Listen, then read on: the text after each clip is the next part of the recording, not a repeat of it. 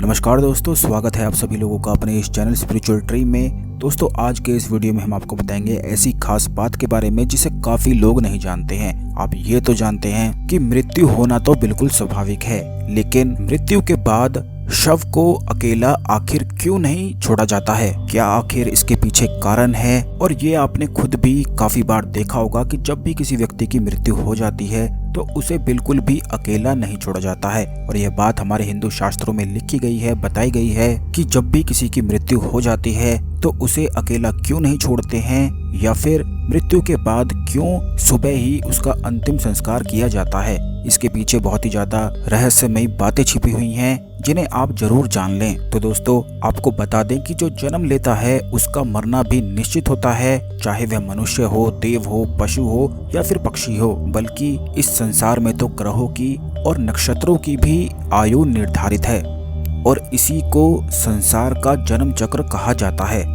और जन्म और मरण के इस चक्र में व्यक्ति अपने कर्मों के अनुसार ऊपर की योनियों में गति करता है। अगर किसी व्यक्ति के कर्म गलत होते हैं तो उसको नीचे की योनि प्राप्त होने लग जाती है, और यह तब तक क्रम इसी प्रकार चलता है जब तक पूर्ण मोक्ष की प्राप्ति नहीं हो जाती है। और जब भी किसी व्यक्ति की मृत्यु सूरज ढलने के बाद होती है तो हिंदू धर्म के अनुसार शव को जलाया नहीं जाता है, बल्कि रात भर उस शव को घर में ही रखा जाता है और किसी न किसी को उसके पास रहना ही होता है।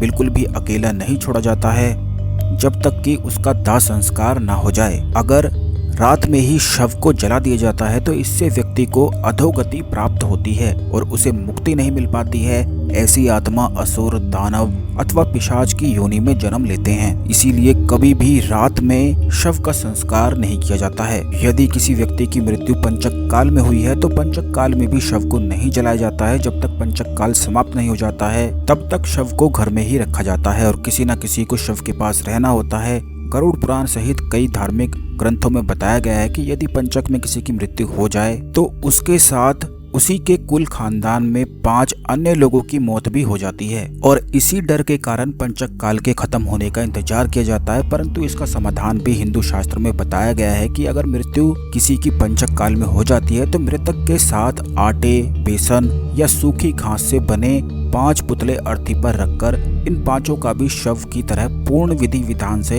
अंतिम संस्कार किया जाता है। ऐसा करने से पंचक दोष बिल्कुल ही समाप्त हो जाता है। जब भी किसी की मृत्यु हो जाती है और उसका दाह संस्कार करने के लिए उसका पुत्र या पुत्री समीप नहीं होते हैं तो उनके आने तक का इंतजार किया जाता है, जब तक शव को घर में ही रखा जाता है और किसी न किसी को शव के पास बैठना ही पड़ता है। ऐसा कहा जाता है कि पुत्र या पुत्री के हाथों से दाह संस्कार होने पर मृतक को शांति मिलती है, अन्यथा वह भटकता ही रह जाता है। अगर शव को अकेला छोड़ दिया जाए तो उसके आसपास लाल चींटियां या अन्य कोई नरभक्षी रेंगने वाला प्राणी या पशु आकर शव को खा सकता है। इसीलिए वहाँ कोई न कोई व्यक्ति बैठकर शव की रखवाली करता है। इसी प्रकार रात में मृत शरीर को अगर अकेला छोड़ दिया जाए तो आसपास भटक रही बुरी आत्माएं भी उसके शरीर में प्रवेश कर सकती हैं। इससे मृतक के साथ साथ परिवार को भी संकट का सामना करना पड़ सकता है। इसीलिए भी रात को शरीर के पास बैठना ही पड़ता है। शव को इसलिए भी अकेला नहीं छोड़ा जाता है क्योंकि मृतक की आत्मा वहीं पर रहती है। जब तक उसका शरीर जल नहीं जाता है तब तक उसका उस शरीर से किसी न किसी रूप में जुड़ाव रहता ही है। साथ ही वह अपने परिजनों को देखता भी रहता है।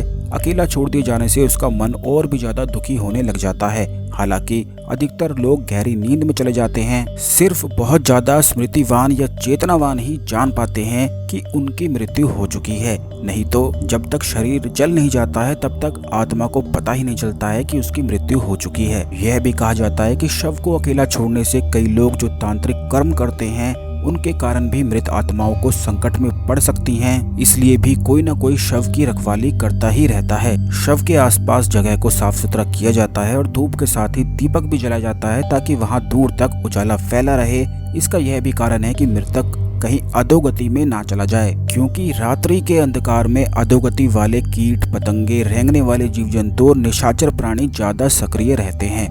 इस दौरान आत्मा यदि गहरी निद्रा में है तो उसके अधोगति में जाने की संभावना काफी गुना बढ़ जाती है। इसीलिए महाभारत में भी भीष्म पितामह ने अधोगति से बचने के लिए ही सूर्य के उत्तरायण होने का इंतजार किया था, क्योंकि उत्तरायण में प्रकृति और चेतना की गति ऊपर की ओर होने लग जाती है। तो दोस्तों आज के लिए केवल इतना ही, मिलते हैं अगले वीडियो में। हर हर महादेव।